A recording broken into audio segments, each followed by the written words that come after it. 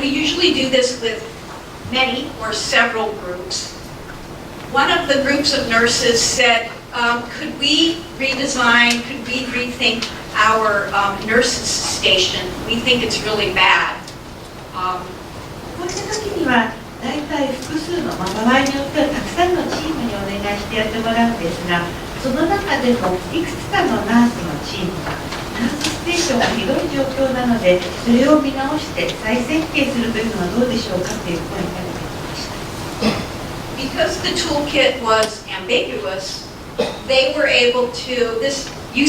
we thought this would be the patient bed. They said this is our desk, it's a work surface, and they were able to rethink the nurse's station with the same parts.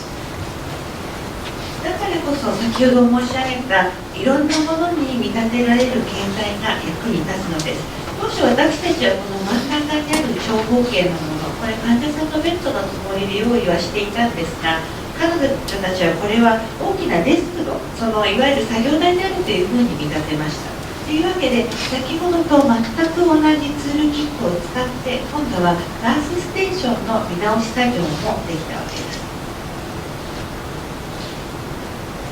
Here we see the blocks, and this is a team, an interdisciplinary team describing how they've learned to work as an interdisciplinary team. So you can see them starting here in their own box, but trying to get out of their box, coming together, and this is sort of the waste products that have occurred.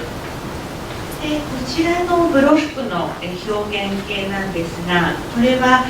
分野横断的なチームが分野横断的な作業をするということを学んだ、その状態を示しているブロックの並びです。つまり最初はそれぞれの領域にいたんだけれども、そこから出てきて一緒になって同じものを作る。そしてまた両脇に山のようになっているのはその結果無駄でもはやいらなくなったもの、それが山のように積み上げられている状態です。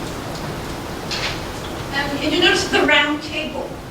makes it possible for everybody to work all at the same time. またこの影のない机を使っていることでみんなが同時進行で作業することができます。Here we're using paper-based two-dimensional tools. This is a graduate student's description of how she writes. こちらは紙ベースの 2D モデルです。これは大学院生が物を書くときにどういった流れで書いているかを示したものです。This is an example from a colleague in Dundee, and they are exploring a strategic plan for their academic department, and they're mapping it out in a very, very, very long hall. こちらは私の同僚でダンディ大学で教鞭をとっている人から出してもらった写真です。彼らは大学の学部の戦略的なプランをこの長い廊下にマップを作ることで考えていま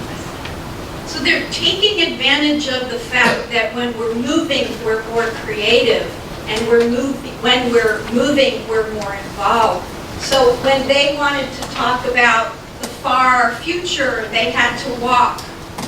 all the way into the future and speak from the future. で彼らは体を動かしているとクリエイティビティが喚起される、また参加精神が喚起されるということをうまく活用してこういった作業に取り掛かっています。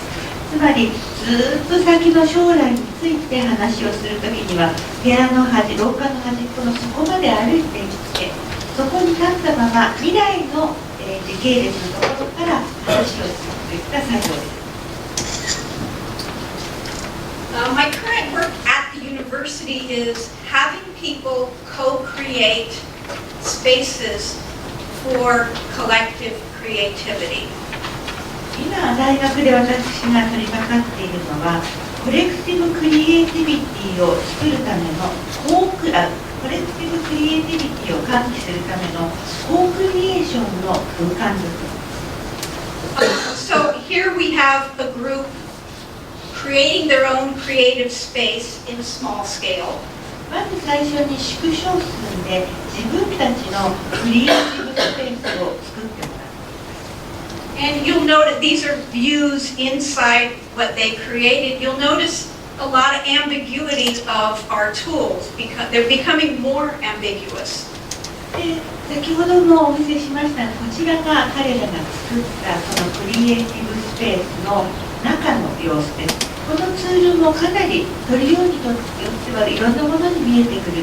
ものがパーツとして取り組まれていると思います。In the project, we're looking at people creating their spaces at a small scale,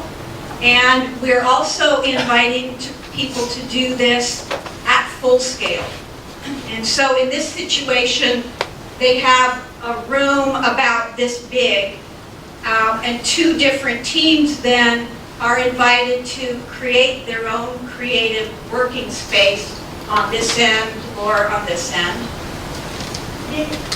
ほどお見せしたのは縮小数で空間を作ってもらうというものでしたが、フルスケール、実寸サイズでやってもらうこともあります。例えば今日皆さんがお集まりのこの部屋にこのようなところに集まって2つのチームに部屋の端と端に対してそれぞれがクリエイティブな作業空間を作ってもらうということです。So they come in, and the first step is they share photographs of places, spaces, and stuff that make them feel creative. So they learn about each other's style of individual creativity first. まず集まってもらうと第一段階としてそのクリエイティビティを発揮するための空間や場所もしくはアイテムのような写真をお互いに共有します。そうすることでクリエイティビティに対してお互いが持っている考え方やスタイルをお互い理解する。Then they get the empty room, and there are 3 hallways full of furniture, chairs, tables, fabric, lights. There's hundreds of items that they can pull into the room. で空の部屋に入ってもらいますが、それとは別に廊下には3本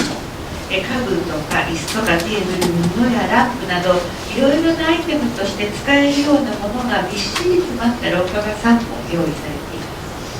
す。And then they take the time they need to create a space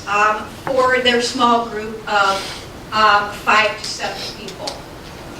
その後一緒に作業をして、5人から7人くらいのグループなんですが、それぞれのグループのための空間を作ってみました。This group happened to be all women. This group all men. 女性ばかり。そしてこちらのスライドは全部男性だったグループ。The spaces created by the female had a lot. The focus, the mood was the most important attribute, whereas with the males, technology was. 女性ばかりのチームは一番重要視したのはムードだ、雰囲気作りだと言っていました。一方、男性ばかりのチームはテクノロジーに軸足が置かれていました。So after they created their space, then they got to work in it. で、実際にそのスペースを作ってもらった後、その作った空間の中で仕事をしてもらいました。And then reported on how well did it work. で、その実際に作られた空間がうまく作られていたかどうかについての報告をしてもらったのです。I'm going to move now to examples of telling. There's many more making, but I think that gives you the idea of two-dimensional, three-dimensional, individual, and collective. では次に伝えるということについてお話をしたいと思います。もっとこの作るということに関してもたくさんあるにはあるんですが、2D の 3D 個人も集合でやった作業についても一通りお見せしたので、次に伝えるということについてお話します。So again, the telling is different depending on whether you're way up front or you are you understand what it is you're designing or whether you're at the end. So initially, it's more like describing maybe what you've made, presenting what you've created, and then later selling the idea. この伝えるということに関しても段階によって大きく変わってきます。つまり何を作っているか知っているかどうか、またこのどの段階でその終局に向けての段階なのかどうかによっても変わってきます。まず最初の段階ですと、まずは何を作っているのか、何が必要かという説明的なことを伝えなければいけませんし、真ん中の段階ですとそれを提示するという意味での伝えるという行為かもしれません。また終盤に入ってきますと、自分がその作ったものに対して売り込みをかけるという意味での伝え方でなければいけないでしょう。Again, there's a very long list of telling methods. This is only the list from academic publications. If I made a list of all the methods of telling that I see on the internet, it would go out the door. So more and more are being developed. And I'm not going to read the list, but just show some examples instead. でこちらもそのさまざまな伝え方のメソッドの一例です。ただ先ほどお見せしたスライドは学術論文のみで、インターネットなどにもどんどんその物事の伝え方に関する理論などが出来上がっていますので、次々と新しい手法が考案されていくという状態。Sometimes the telling is simply a workbook, an open-ended type of survey that might include some little tiny make tools in it. でその伝えるということですが、その形の一つとしてはワークブック的な書き込み式のものが考えられます。もしくはオープンエンド方式の調査表で、そこにちょっとした小さな、メイクキットがついているようなもの、これも伝えるというのに使われます。So we often start with telling because people are used to that. It's easy for them. さまざまな作業の中でも私たちは伝えてもらうというところから始めることが多いです。というのも対象者が最も慣れているやり方であることも理由の一つです。And very often, telling is the step after the making. And you can see here that we need to have the telling of the story because often the visuals are rather abstract. Like, this says splat and this says insight. So we have to understand what was in his mind when he made it. それから伝えるというのは何かものを作ってもらった後にお願いすることもたびたびあります。というのも作ったものが一見して何かが分かることが少なく抽象的な表現となっている場合がたくさんあるので、説明してもらわないと分からないことがあるからです。例えばこちらのスプラットもしくはインサイド、緑と青のところに書いてありますが、それが何か説明してもらわないと分かりません。Here's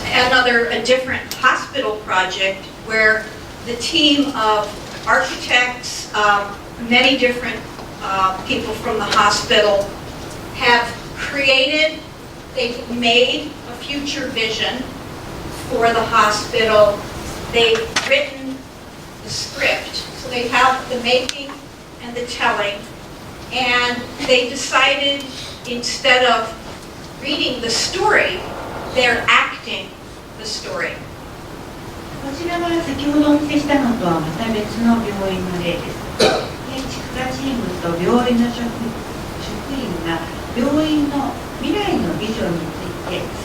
それについて文章に表しました。というわけで作ると伝えるという部分が出来上がったのですが、その後でそのできたものを読み上げるのではなく演じるという形で表現することになりました。So having a session like this at the beginning of